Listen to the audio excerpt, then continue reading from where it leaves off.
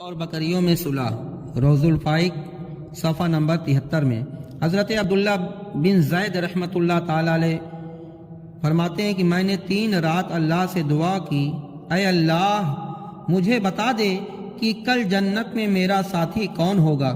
تیسری رات مجھے غیب سے آواز آئی، تمہاری جنت میں ساتھی میمونہ ولید ہوں گی جو کوفہ میں رہتی ہیں۔ میں کوفہ گیا اور میمونہ کا دریافت کیا۔ لوگوں نے بتایا وہ تو ایک دیوانی عورت ہے جو ہماری بکریاں چرانے جایا کرتی ہے اور شام کو واپس آتی ہے۔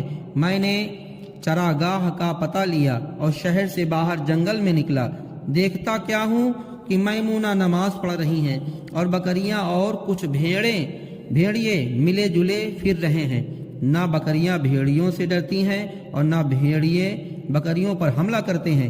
میں وہاں بیٹھ گیا۔ اتنے میں میمونہ نے سلام پھیرتے ہی کہا، اے عبداللہ وعدہ تو جنت میں ملنے کا ہے، یہاں نہیں۔ میں نے کہا تمہیں میرا نام کیسے پتا چلا؟ وہ بولی جس نے تمہیں میرا پتہ بتایا۔ میں نے کہا یہ تو بتاؤ کہ ان بھیڑیوں نے بکریوں سے صلح کب کر لی ہے؟ اس نے کہا جب سے میمونہ نے خدا سے صلح کر لی ہے۔ اللہ والے اسرار کے واقف ہوتے ہیں اور ان کے دم قدم سے بھیڑیوں اور بکریوں میں بھی امن قائم رہتا ہے۔